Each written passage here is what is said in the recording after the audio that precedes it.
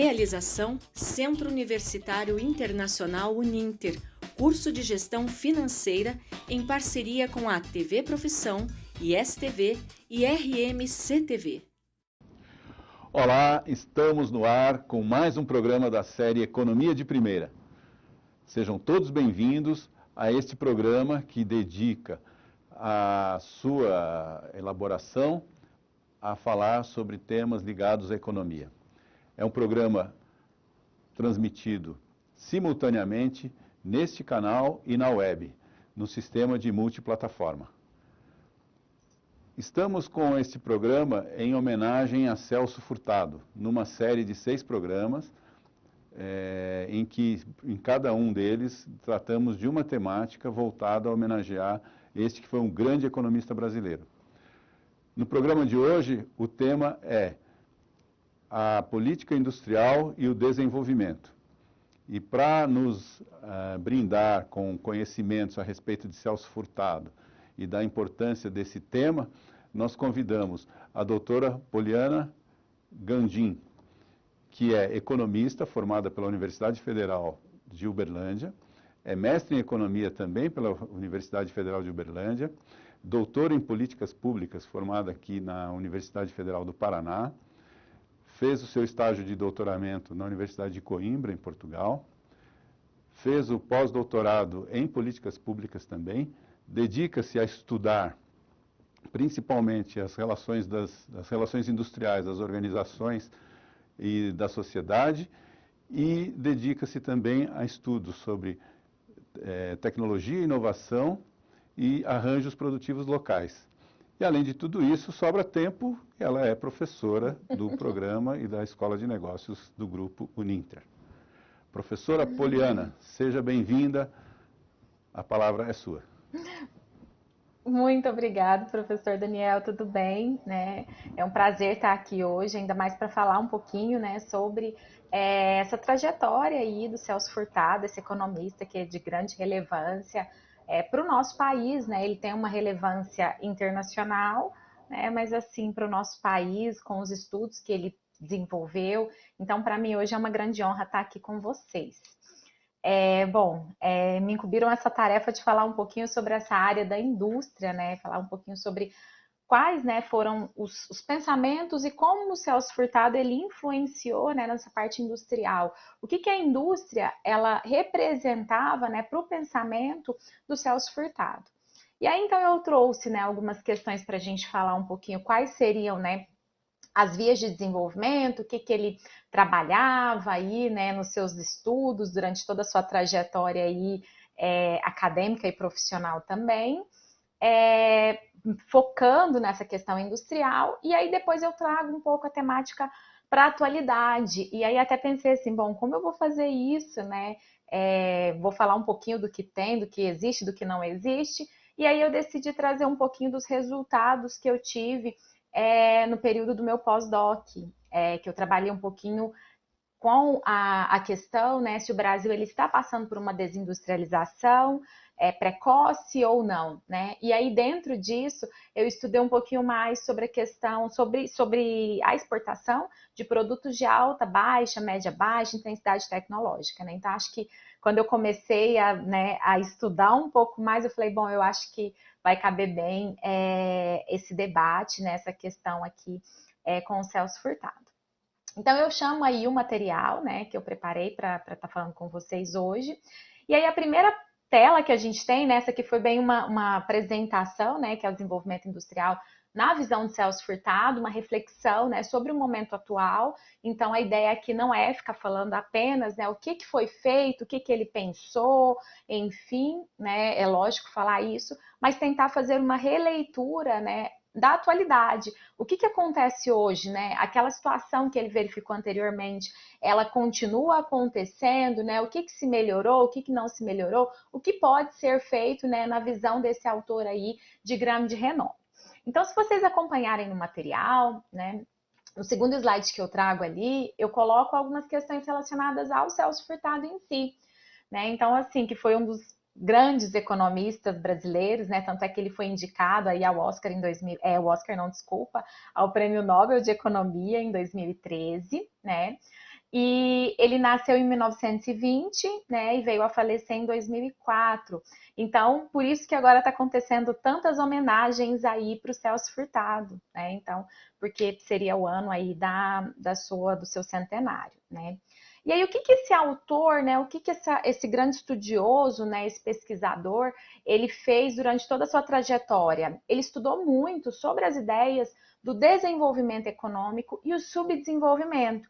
Então, ele quis perceber um pouco mais, né, quais eram essas características de desenvolvimento e as do subdesenvolvimento. De fato, né, existem algumas etapas para que a gente cumpra e que de fato a gente chegue num período de desenvolvimento econômico ou não, né? Eu não posso ligar isso diretamente, né? Então, uma economia subdesenvolvida não necessariamente ela vai chegar numa próxima etapa em que ela vai se tornar desenvolvida, né? Então, isso foi uma das grandes questões que ele se dedicou a estudar aí.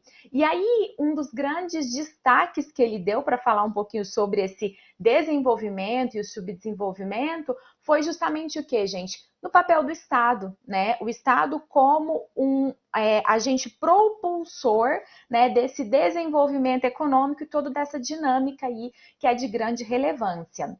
E aí ele se dedicou a estudar, né, economias em desenvolvimento ou subdesenvolvidas, como o Brasil e da América Latina, enfim, mas ele teve um grande estudo aí em relação à economia brasileira.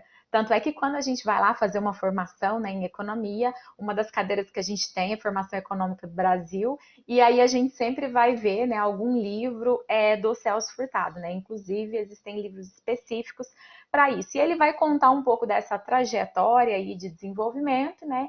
E aí dentro disso a gente pode pegar um pouquinho da importância e da relevância que a indústria tem, né, que seja para o crescimento e para o desenvolvimento econômico de um determinado país.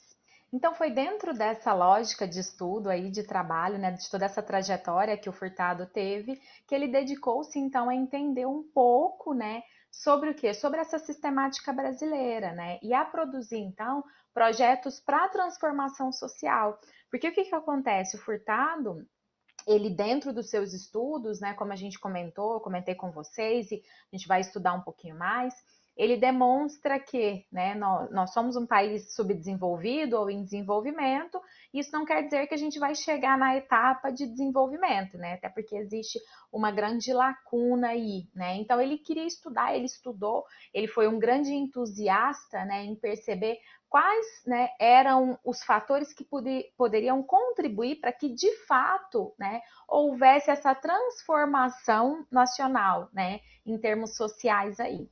E aí, dentro dessa trajetória também, né, a gente tem inúmeras coisas para falar dele aqui, mas enfim, estou tentando pegar o que é mais relevante.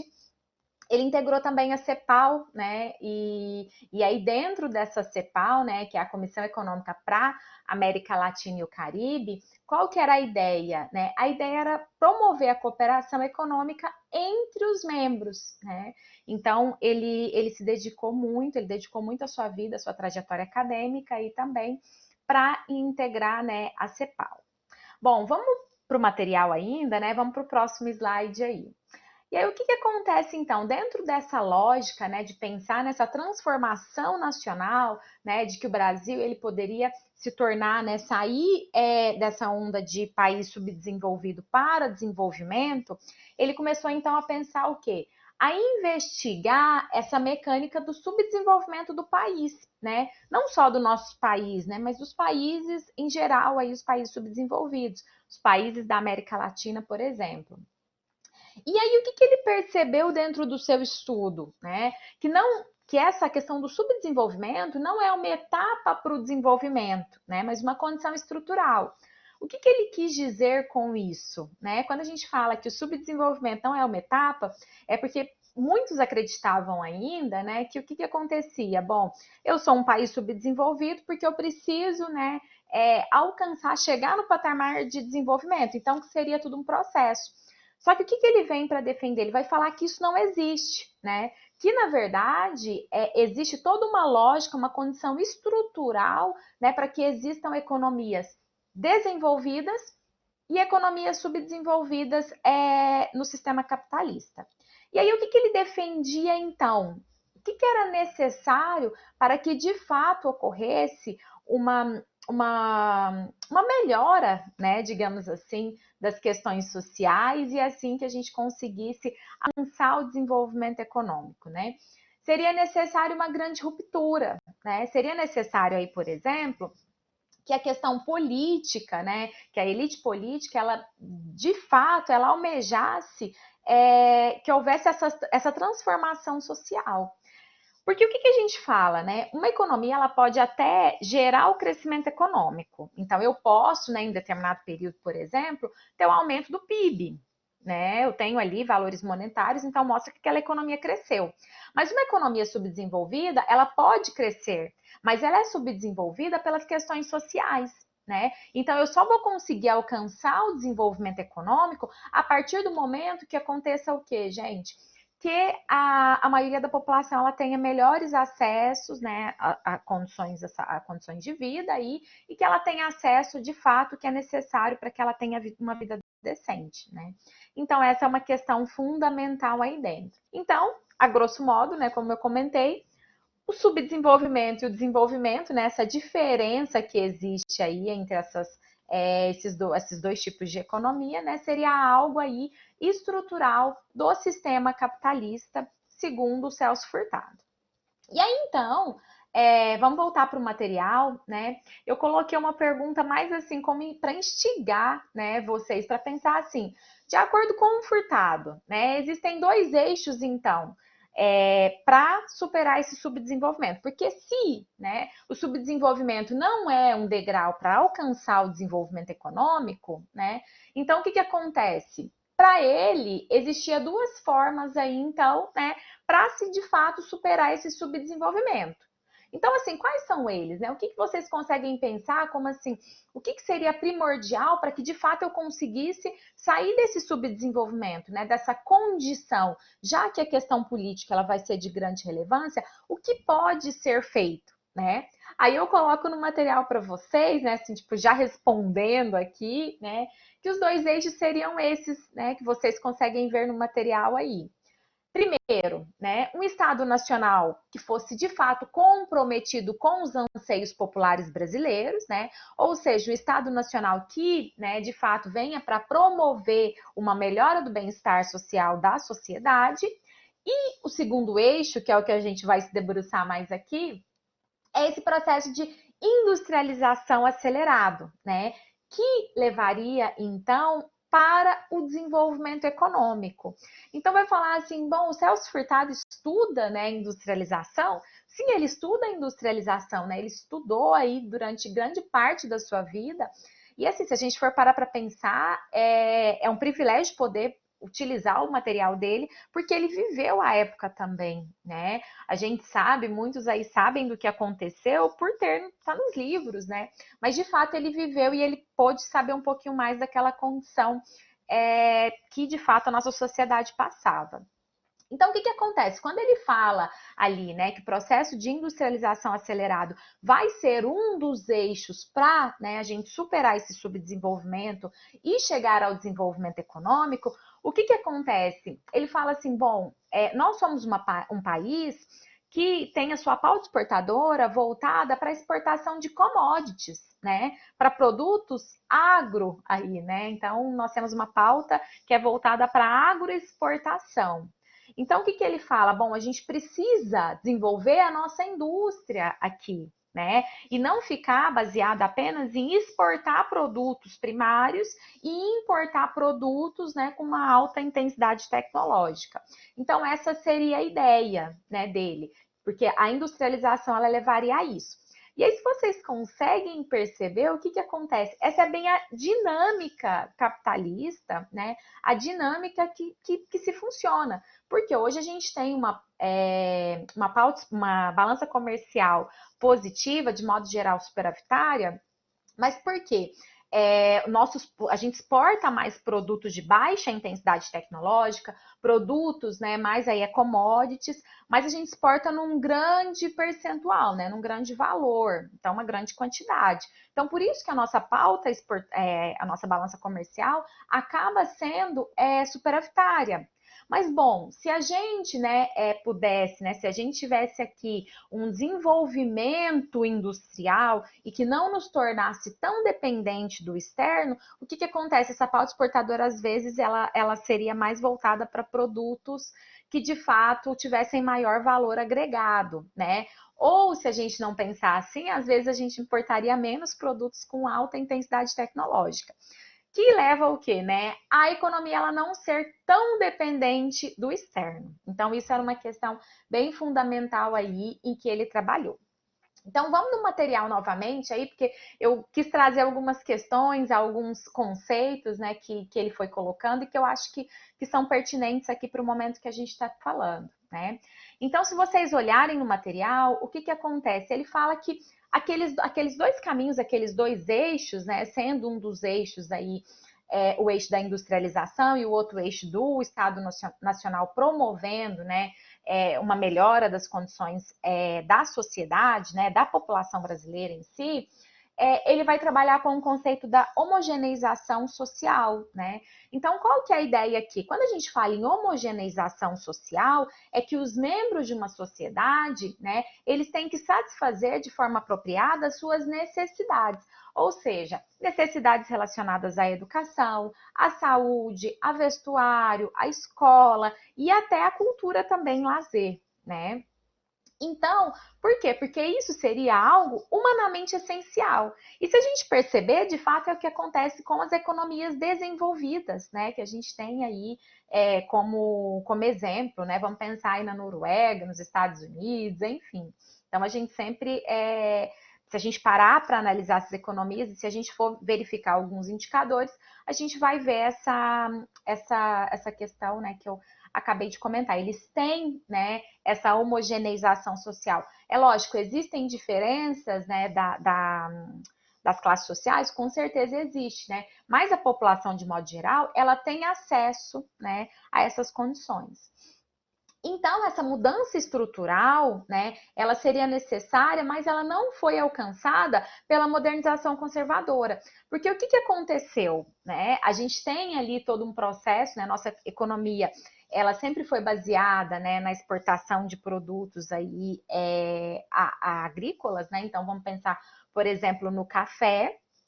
E aí, ao mesmo tempo, quando a gente foi modernizar, essa modernização ela foi conservadora com base o quê? Né? Com base nos anseios aí, né? No que a classe dominante ela queria que fosse, que era importante para ela em si, né? Então, essa mudança estrutural ela seria necessária para alcançar esse patamar, né, de desenvolvimento. Aí até, se a gente pegar e fazer uma analogia, né, em tudo, o que acontece? A China e o Japão mesmo, eles foram, né, economias que, né, apesar de ter também uma trajetória aí, né, e eles para alçarem um desenvolvimento, uma industrialização melhor, eles fizeram uma engenharia reversa, ou seja, vamos supor, ao invés de pensar na forma que vai ser produzida, pensar naquela mesma técnica igualzinha, o que eu faço? Eu vou lá, né? Por exemplo, vou adquirir um celular, um micro-ondas, e eles iam e eles desmontavam aquilo para aprender a fazer. Né? Então, é aquela questão do learning by doing, né? Então, eu aprendo fazendo, né? Independente da técnica que vai ser utilizada. Isso era uma questão bem importante.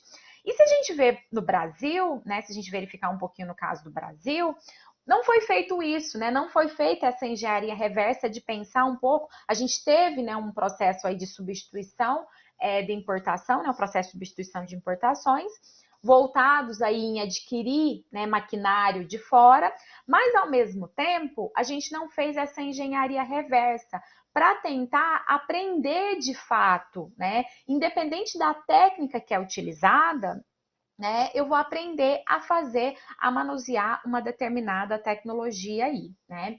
E aí, então, se a gente voltar no material, eu coloquei para vocês, tá? Japão e China, eles fizeram uma engenharia, né, reversa. E o que o Brasil fez?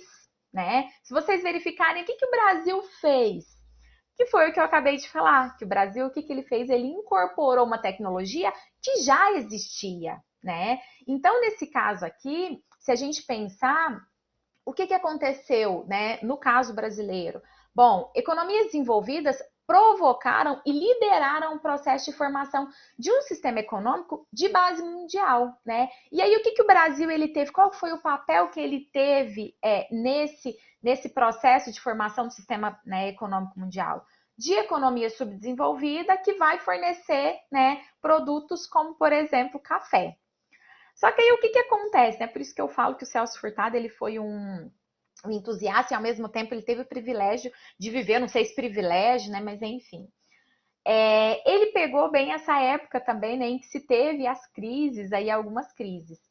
E aí, na crise do café, o que aconteceu? A crise do café vai ser aquela que vai dar base, né, para a industrialização brasileira, segundo Celso Furtado. Existem algumas críticas em relação a isso, né, porque já existia a industrialização, mas de fato a industrialização ela se intensifica a partir dessa crise do café, né? E aí, se vocês verificarem no material, eu coloco bem isso, né? No Brasil, a crise do café ela deu base para a industrialização.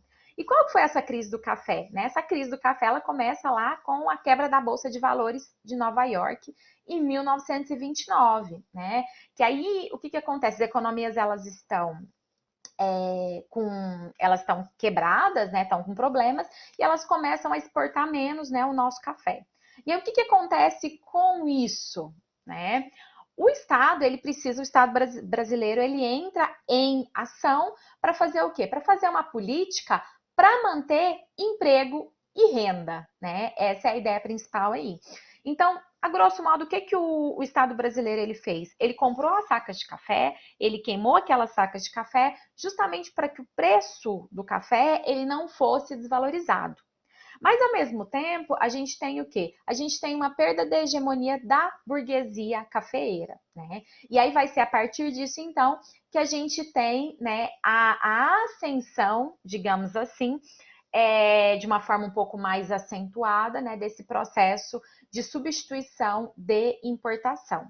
E aí, o que vai acontecer nesse processo todo? Se, né, lá fora está em crise, então a gente diminui as nossas importações, né? E a demanda, ela passa a ser atendida, então, pela oferta interna, que vai ser essa questão da substituição de importação. Certo, Daniel? Muito bem, Poliana, muito obrigado. Que contribuição riquíssima você trouxe para o nosso evento, né? Uma homenagem fantástica a Celso Furtado, discorreu de maneira magnífica sobre o tema da indústria, sobre o pensamento do Celso Furtado e sobre principalmente as perspectivas que tem nessa visão de Celso Furtado para esse Brasil de hoje e para o nosso futuro. Muito obrigado pela tua participação. Voltamos a falar daqui a pouco. Vamos abrir agora para um pequeno intervalo. Em instantes estaremos de volta. A vida inteligente na TV. Você aí vendo a gente.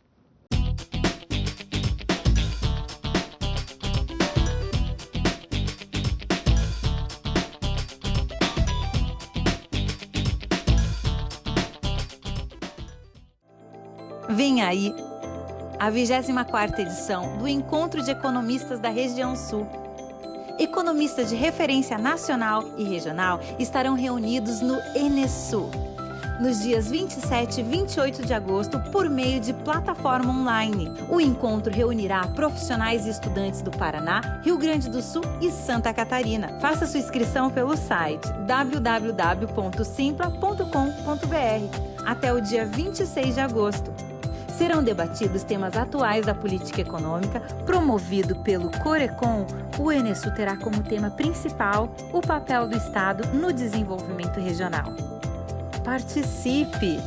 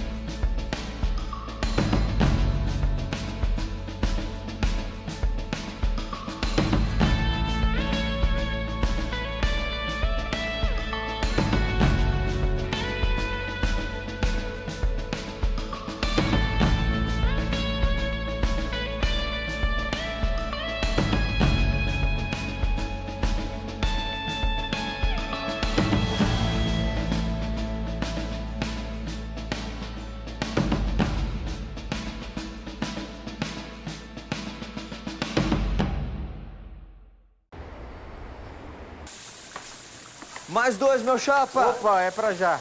Mais um sem queijo aí, meu chapa. Ah, beleza. E aí, tá pronto? Tá pronto. Valeu, meu chapa. Valeu.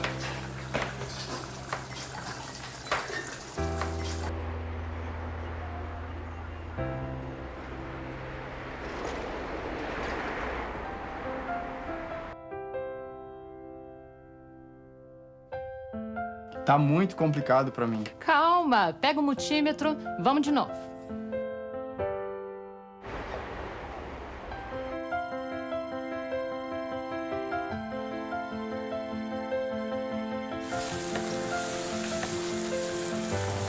Pessoal, olha quem tá aqui. E aí, time? Parabéns, meu engenheiro. Obrigado.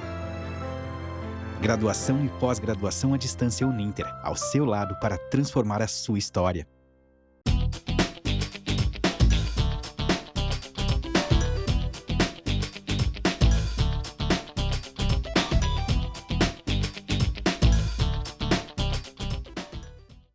Olá, estamos de volta agora para a segunda parte do nosso programa, Economia de Primeira.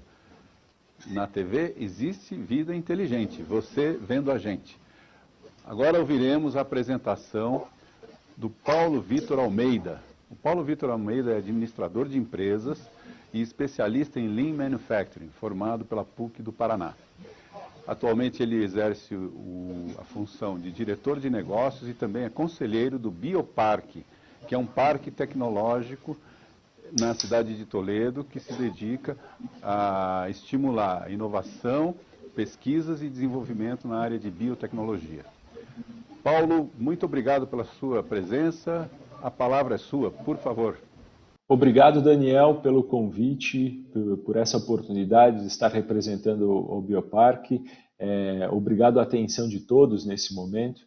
É um prazer poder contribuir explicando um pouco mais do que a gente vem evoluindo enquanto ecossistema dentro do Bioparque. Para ajudar todo mundo a entender isso, eu preparei uma apresentação que já vai ser compartilhada com todos, no qual a gente vai falando, explicando e mais tarde eu vou tirando dúvidas conforme as necessidades. Mais uma vez, é uma satisfação estar com todos e podendo contribuir mostrando o que a gente vem construindo. Apresentação, vamos lá. Antes de mais nada, o que é muito importante falar sobre o Bioparque. Nós somos um parque tecnológico privado. Dessa forma, a gente fica bem diferenciado de outros modelos de parques tecnológicos que existem enquanto governança mista. Como vocês puderam ver, nós já somos credenciados hoje pela IASP, pela Amprotec e somos cadastrados no Separtec também. Então nós temos esse reconhecimento tanto em nível nacional, estadual, quanto nível mundial pela IASP. O Bioparque ele tem algumas características muito únicas. Nós trabalhamos com uma missão de inovar para a vida. E isso está dentro do nosso DNA. É um pilar edificante que mais tarde vocês vão conseguir entender enquanto diferencial. Aqui nós estamos constituindo um ecossistema para que a vida seja desenvolvida. Como que eu consigo explicar isso para vocês de uma forma muito breve, muito rápida e extremamente prática? Existe um parque tecnológico que está sendo construído dentro de um território de 5 milhões de metros quadrados.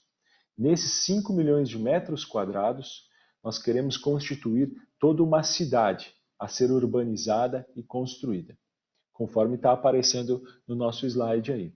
Então, para que todo mundo tenha dimensão, na etimologia de evolução dos parques tecnológicos em toda a sua história, os parques vêm de uma evolução de ser um centro de pesquisa, esse centro de pesquisa passa a atender necessidades da comunidade, esse centro de pesquisa com as comunidades começam a congregar espaços onde atraem empresas e fica sempre em um ambiente de ensino, educação e universitário. O Bioparque está vindo por uma vertente que é um pouquinho diferente, com outros ritos e com outras velocidades. Nós, enquanto parque, acreditamos muito na força da demanda e o respeito ao mercado. Dessa forma, nós aceitamos todos os entes que consigam entender a demanda como uma forma de conseguir construir resultados. Então, nós não fazemos nada que não for diretamente ligado com alguma necessidade a ser solucionada. Quando eu digo isso, eu estou falando desde oferta de ensino, oferta de pesquisa e primordialmente a atração de negócios, que é o que faz nosso parque ser um dos grandes diferenciais. Voltando para os slides, nós temos como objetivo muito real e forte conseguir formar aqui dentro desse território 30 mil postos de trabalho. Então, mas isso é um pouco divergente com relação a outros modelos de inovação, no qual qualificam apenas pesquisas ou qualificam quantidade de cursos que estão sendo colocados. Além de tudo isso que nós colocamos, nós entramos num ponto que é exatamente o ponto do resultado, de conseguir gerar receita, tornar palpável a aplicação da pesquisa. E isso só é possível a partir do momento que a gente consegue medir resultados no formato de empregos.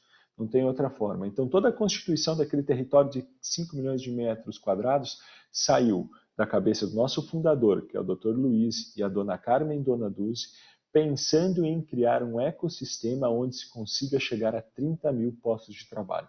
Tudo isso com qualidade de vida, para que as pessoas possam morar, estudar e trabalhar num ambiente só, desenvolvimento industrial atendendo todas as camadas dessa trama complexa de conseguir interligar benefícios, necessidades, logística que todas as empresas e indústrias têm, focando para que tenha sempre esse gap que faz com que as empresas consigam criar novas receitas, que é a inovação tecnológica. Pode passar o slide. Os nossos eixos sinérgicos enquanto parque, isso é muito interessante, porque isso é o que nós atraímos e faz congregação diretamente com a comunidade. É o eixo de health, de saúde, né, de TIC e de agro. Nós entendemos muito bem que aqui na região onde que nós estamos, o agro é um grande diferencial e é o que sustenta toda a nossa cadeia de insumo, produto e econômica da região. Então não tem como você não participar interligando e levando inovação e tecnologia para essa área. Já dentro da área de TIC, eu costumo dizer que uma empresa ela pode entregar até um pedaço de frango lá fatiadinho, a outra pode entregar um medicamento, a outra pode entregar um tecido, mas nenhuma hoje sobrevive sem uma infraestrutura de TI. A prova maior é o modo com que nós estamos se conversando, estamos se comunicando, totalmente tecnológico, numa dependência independente da comunicação que vai ser feita, da interligação de infraestrutura e de TI. E esse talvez seja o bem que a gente mais perde hoje enquanto nação. Cérebros muito bem desenvolvidos, que têm a capacidade de receber muito dinheiro, que são atraídos para outros países que ficam dentro dessa vertical que é o TI. E o Health, que é essa terceira vertical que nós temos, e não menos importante, é a vertical que nós temos no nosso DNA, porque o nosso fundador e fundadora, que é o Dr. Luiz e a dona Carmen Donaduzzi, são também sócio-proprietários e fundadores do grupo Prati Donaduzzi, que hoje é o maior grupo em volume de medicamentos genéricos do país. Para que vocês tenham dimensão do que eu estou falando, o grupo Prati Donaduzzi hoje, por dia, tem em torno de 25 milhões de pessoas que consomem os medicamentos desse grupo. Então nós temos uma escala altíssima, chegamos em todos os estados com menos de 2 dias de entrega. E isso tudo foi construído aqui, bem próximo do Bioparque. E aí vocês começam a entender o sentido de existência do Bioparque. Após fazer toda essa sucessão desse grupo durante 30 anos, o Dr. Luiz e a dona Carmen tomaram a decisão de deixar um legado e um sentido de vida no formato de um parque tecnológico, para a comunidade e para a sociedade, dessa forma, conseguirem de maneira fatídica, de maneira real, gaps de evolução, tanto no emprego, tanto nos negócios, tanto quanto na pesquisa e primordialmente na educação. Aqui nós trabalhamos diretamente com uma educação focada para o desenvolvimento, personalizada para o mercado de trabalho. Pode voltar aos slides, por favor. Eu acho que esse slide ele reflete muito bem uma temática que é histórica, que todo mundo sabe como funciona. Ela é simples de falar e complexa de fazer acontecer. Esses são o tríplice movimento que faz com que você tenha sucesso quando você entra dentro de um ecossistema, quando você tenta fazer a sinergia acontecer de verdade. Os negócios precisam e dependem de mão de obra. E essa mão de obra não tem outra forma de ser constituída com qualificação senão pela educação.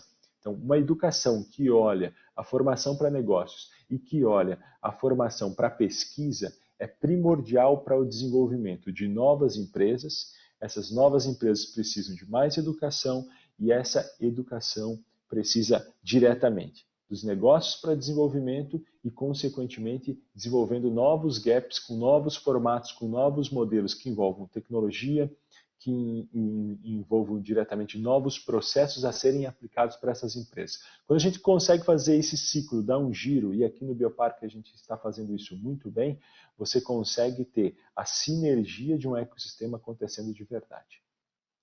Vamos passar o próximo slide. Eu sou uma pessoa pouco teórica, eu gosto muito, enquanto gestor, de falar de indicadores reais. E indicadores reais, a melhor forma de conseguir aplicar isso é por meio de resultados. Pode passar o slide. Resultados reais é o que nós batemos o tempo todo. Aqui na nossa região, nós estamos em Toledo, no oeste do Paraná.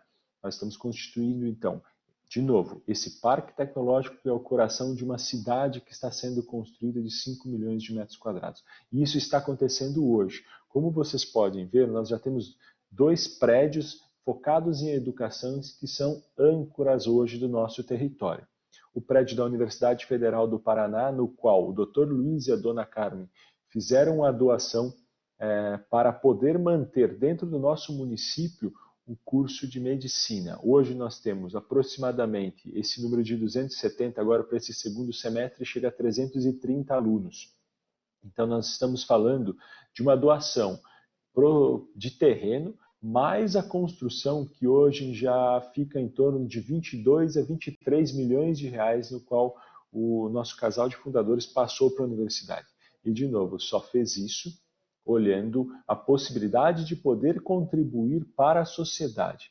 Isso é defasado na nossa região. Nós temos dificuldade de conseguir buscar médicos e não existe outra forma do que você quebrar a falta de um profissional com a formação dele. É a única forma na cadeia de você conseguir formar. E o segundo prédio que aparece aí no slide é um prédio nosso próprio, no qual aparece a nossa área de educação, nossa área administrativa, no qual já foi investido 14 milhões, é onde nós temos todo o centro nervoso que congrega todos os controles do que acontece no Bioparque. E todo esse terreno que aparece para vocês ao fundo é onde a gente vai fazer o desenvolvimento territorial do Bioparque, que já está até um pouco mais avançado do que essa foto aí. Pode passar que eu vou falar mais um pouco sobre isso. Isso falando de desenvolvimento do território. Quando a gente trouxe essa escola de medicina, ficou muito claro, e lembre-se daquele sistema de tríplice eixo sinérgico. A gente trouxe uma âncora de educação. Consequentemente, após isso, foi natural buscar uma outra vertente de negócios. Então, houve uma atração para um complexo hospitalar. Porque casa interesses, casa harmonias. A partir do momento que você desenvolve um ambiente, se torna orgânico a atração de outras instituições que vão como um ambiente de resultados. E nesse caso é o Grupo Sempre Vida, que vem somar com a gente um esforço inicial de 55 milhões para conseguir criar um hospital privado com especialidades e 164 leitos.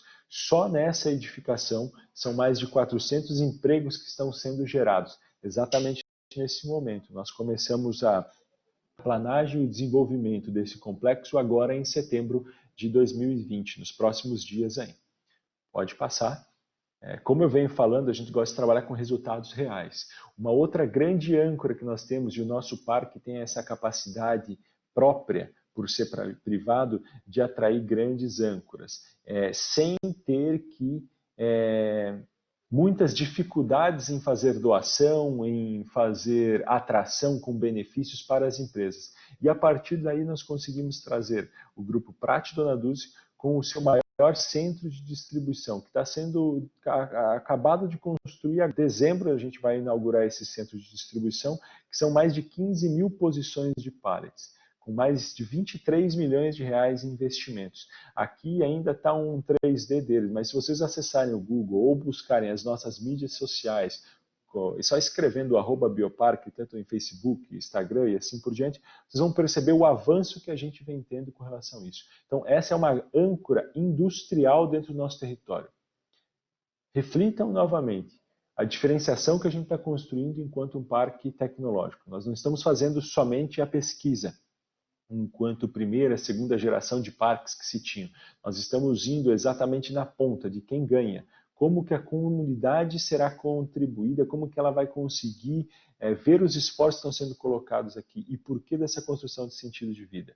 Não existe sentido de vida se não seja para atender outras pessoas. Não tem como você ter uma comunidade rica sendo seu vizinho pobre. Então, a nossa preocupação aqui o tempo todo é de conseguir constituir um ecossistema real, de atração e que forme pessoas. E a Prati consegue compreender isso muito bem dentro do seu leque de mais de 4.500 colaboradores e trazendo agora esse centro de distribuição também, que vai ser o envio para todos os medicamentos do Brasil inteiro. Pode passar o slide mais uma vez? Isso é muito interessante também, nós vemos numa crescente recentemente, aqui estão algumas das nossas empresas, mas hoje nós temos mais de 63 empresas instaladas aqui. Em janeiro nós tínhamos em torno de 12 a 16 empresas e até agora, 20 de junho, final agora de junho para julho, a gente já chegou a 63 empresas. Essas 63 empresas que estão dentro do nosso programa de residências, que é um programa personalizado de empresas de todos os tamanhos. Isso é muito importante para quem está ouvindo. Tanto o modelo de startup, tanto o modelo urbanístico comercial, tanto o modelo industrial, nós queremos que faça parte do nosso ecossistema. E para isso a gente dá benefícios. Se você é uma pequena startup ou tem um pequeno modelo de negócio e ideação, nós ofertamos mais de 1 ano, sem aluguel, sem energia elétrica, com a área administrativa pronta. E mais do que isso, esses são os benefícios físicos. O que a gente aprende é entender como suprir a necessidade de gestão dessas pessoas, que é o que faz o grande diferencial. Podemos seguir e o objetivo desse ano é conseguir chegar a mais de 100 empresas no nosso ecossistema. Na área nossa de educação, como eu venho falando, né, enquanto bioparque, eu não estou falando enquanto território do bioparque, eu estou falando agora na nossa universidade, construção de universidade que a gente vem fazendo hoje, saindo de um centro de ensino. Nós já temos um circulante de mais de 2.700 alunos e nós trabalhamos com metodologia ativa em todas as aulas e estamos focando em ensino personalizado. A gente chama isso de metodologia ativa radical, onde ela é totalmente aplicada para algumas necessidades. Pode passar. Um dos nossos projetos que congrega esse avanço de conseguir colocar a comunidade próxima de tudo é o nosso projeto de queijos finos, no qual nós temos parcerias internacionais que, por meio dos nossos laboratórios, já desenvolveram mais de 15 variedades de queijo e vai levar esse conhecimento para o pequeno produtor vizinho nosso. Num raio de até 200 quilômetros, nós ensinamos os produtores que já têm uma bacia leiteira formada, que já tem condição, está produzindo aquele queijo colonial e ele está vendendo em torno de 30, 20, 40 reais o quilo, ele tem as mesmas condições que qualquer outro produtor internacional, desde que padronizadas, controladas e educadas, de conseguir chegar a um queijo fino que vai ter um padrão de 100, 200, 250 reais o quilo. Ou o litro, depende qual unidade cada um vai utilizar. Isso é um projeto de impacto direto dentro da comunidade, nós temos muito orgulho de já dizer que nós temos produtores fazendo isso com mais de 15 variedades que a gente conseguiu levar de conhecimento para todos. Podemos voltar aos slides? Enquanto pesquisa e inovação direta, nós temos parcerias com a Universidade de Laval, nós temos um laboratório de biomateriais com a Universidade Federal do Paraná, nós também temos algumas parcerias também de laboratórios com a UTFPR, nós doamos um laboratório de manufatura aditiva, no qual é possível fazer órteses e próteses aqui dentro. Temos uma parceria funcional nesse laboratório com o Instituto Erasto Gärtner também, que é muito reconhecido enquanto hospital no nosso estado. Pode passar também, são mais de 6 laboratórios à disposição. Aqui vai o destaque ao nosso laboratório de nutracêuticos, que faz pesquisas encomendadas. Hoje nós temos parceria com o INAF no Canadá e com a Universidade de Laval também, que são investimentos que estão sendo colocados, e a pesquisa é uma pesquisa de longo prazo, de desenvolvimento. Então, nós estamos aprendendo a fazer isso conforme as demandas vão surgindo. Pode passar.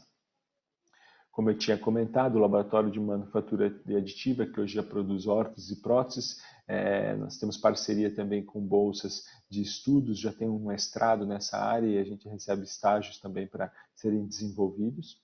Por favor, pode passar. Alguns parceiros institucionais hoje, então, para que vocês entendam quem anda com a gente, o que a gente faz com essas pessoas, mas a gente tem muita relação hoje internacional e nacional, parceria com o Sebrae, temos consultores na América do Norte. A questão de nós sermos associados à IASP nos dá um diferencial muito grande, porque a gente consegue acessar todos os outros parques tecnológicos no mundo todo, e isso facilita a pesquisa, facilita a atração de talentos. E aí eu acredito que dessa forma eu consigo explicar um pouco, de uma maneira muito resumida, do que a gente vem fazendo no Bioparque. Nós estamos construindo um parque tecnológico com tudo aquilo que ele tem de essência dentro de toda uma cidade para congregar a vida das pessoas, onde elas possam estudar, morar e trabalhar no mesmo conjunto. Pode voltar ao slide. Eu acredito que seja isso e que espero que tenha sido bem prático e claro a todos que estão nos vendo e nos ouvindo. Muito obrigado, Paulo. A tua apresentação foi brilhante.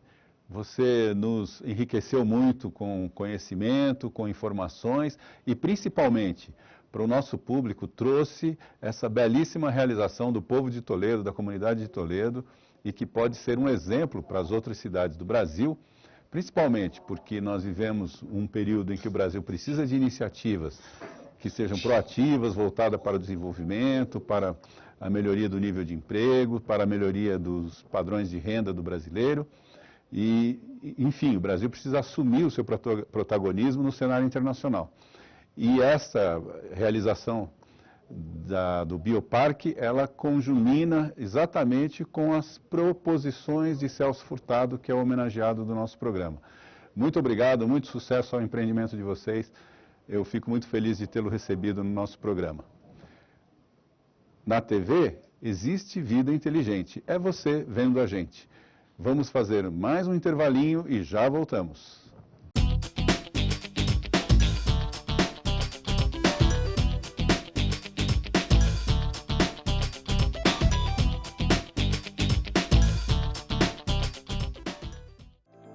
Vem aí a 24ª edição do Encontro de Economistas da Região Sul. Economistas de referência nacional e regional estarão reunidos no Enesul, nos dias 27 e 28 de agosto, por meio de plataforma online. O encontro reunirá profissionais e estudantes do Paraná, Rio Grande do Sul e Santa Catarina. Faça sua inscrição pelo site www.simpla.com.br até o dia 26 de agosto. Serão debatidos temas atuais da política econômica. Promovido pelo Corecon, o Enesul terá como tema principal o papel do Estado no desenvolvimento regional. Participe!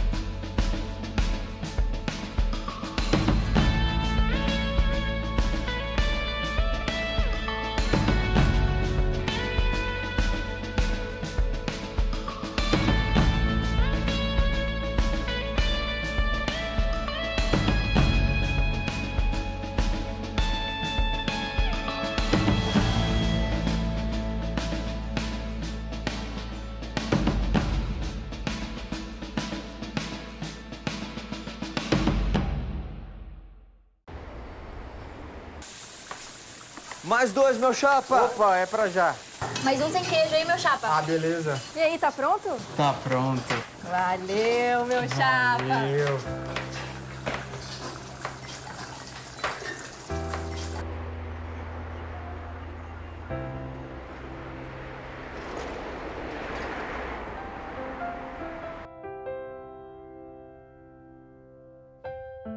Tá muito complicado pra mim. Calma, pega o multímetro, vamos de novo.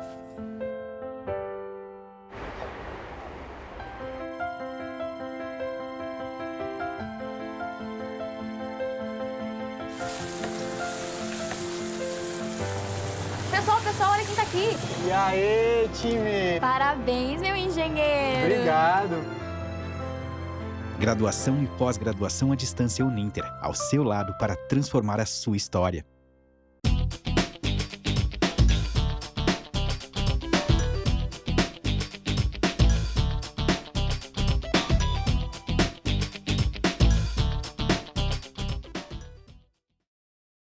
Estamos de volta.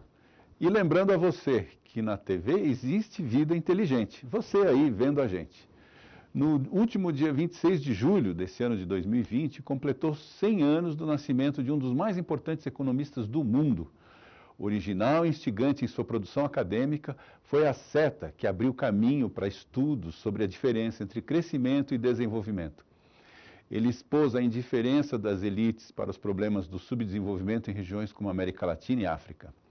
Nascido naquele ano na pequena cidade de Pombal, na Paraíba, sofrida região do Nordeste brasileiro, saiu ainda menino para conquistar o mundo. Após o doutoramento pela Sorbonne, lecionou em algumas das melhores universidades dos Estados Unidos e da Europa. Participou de conferências mundiais, atuou nas esferas políticas do Brasil, tendo sido ministro em 3 diferentes momentos da história brasileira.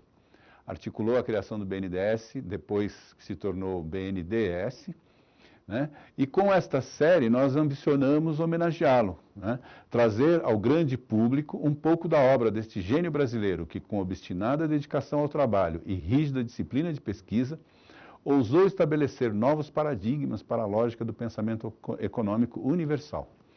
Inovador na sua abordagem, humanista nas suas motivações, robusto em suas formulações teóricas e consequente nas escolhas práticas, Celso Furtado foi um pensador pleno, formulador de princípios absolutos que ofereceu ao Brasil uma possibilidade viável de se autodeterminar e ocupar o protagonismo que merece no mundo. Além de homenagearmos o centenário deste que é um dos personagens que mais valoriza o nome do Brasil no cenário mundial, abrimos espaço de informação e conhecimento sobre o Brasil, nossa história e quais os desafios teremos que vencer para tornar o nosso país um país melhor para todos os brasileiros.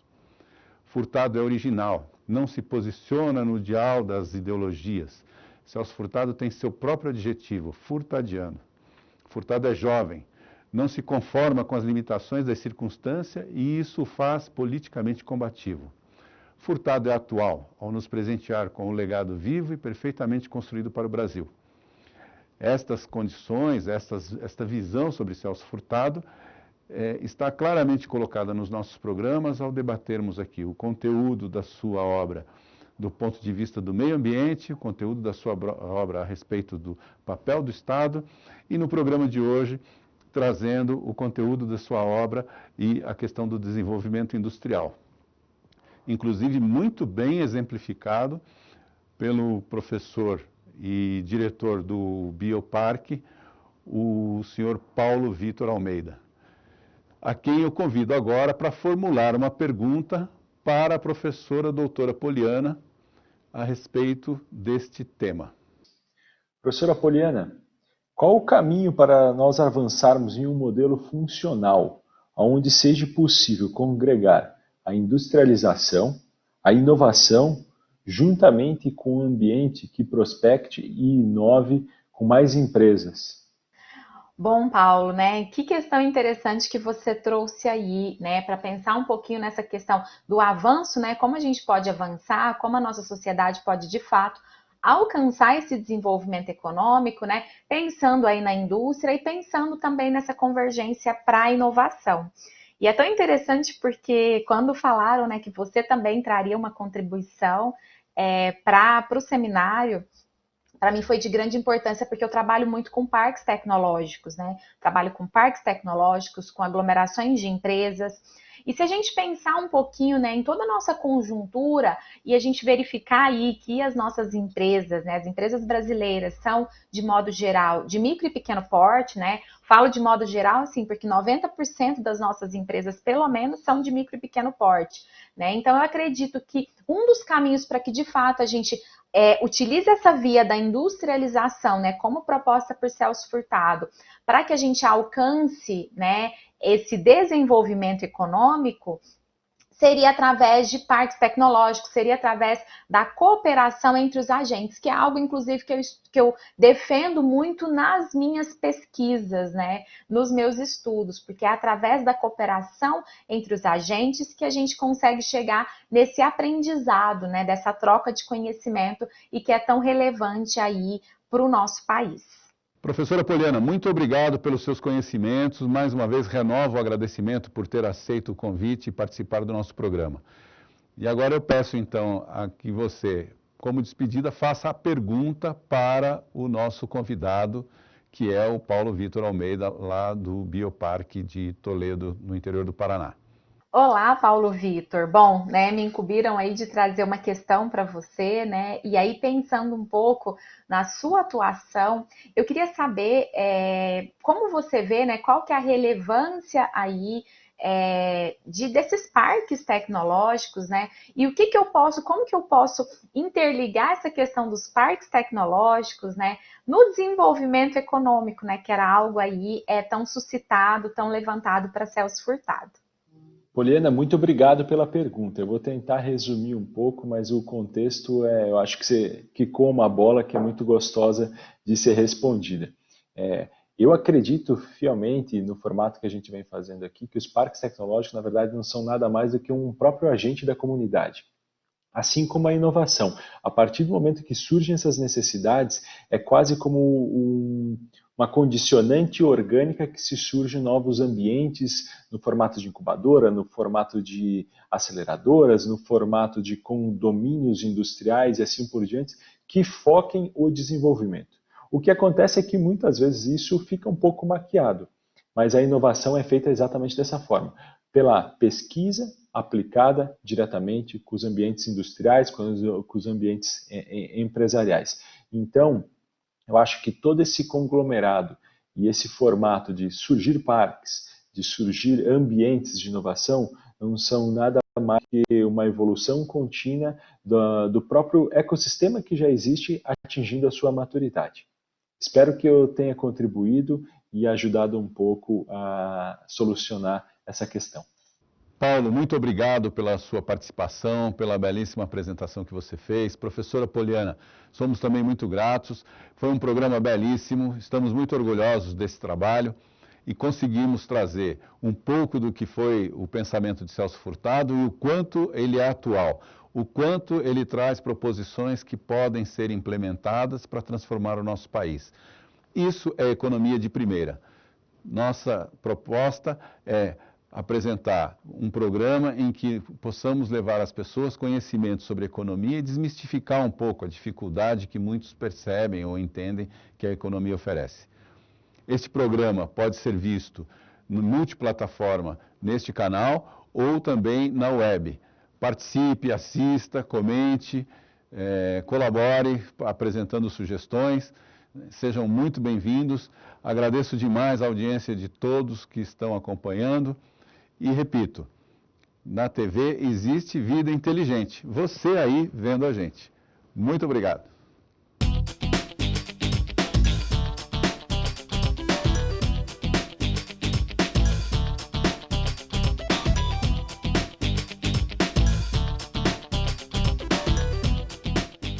Realização Centro Universitário Internacional Uninter, curso de Gestão Financeira em parceria com a TV Profissão, ISTV e RMCTV. Vem aí a 24ª edição do Encontro de Economistas da Região Sul. Economistas de referência nacional e regional estarão reunidos no Enesul. nos dias 27 e 28 de agosto por meio de plataforma online. O encontro reunirá profissionais e estudantes do Paraná, Rio Grande do Sul e Santa Catarina. Faça sua inscrição pelo site www.simpla.com.br até o dia 26 de agosto. Serão debatidos temas atuais da política econômica. Promovido pelo Corecon, o Enesul terá como tema principal o papel do Estado no desenvolvimento regional. Participe!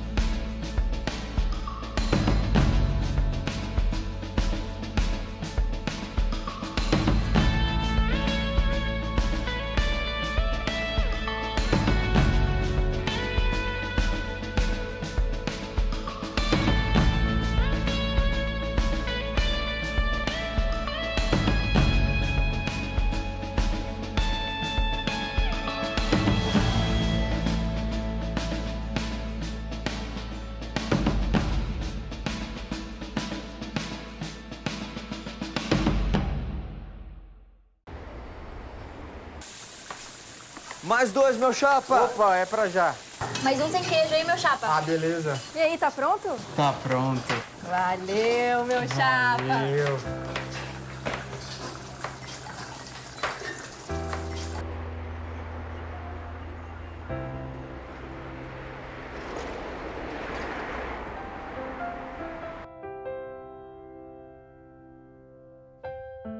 Tá muito complicado pra mim. Calma, pega o multímetro, vamos de novo.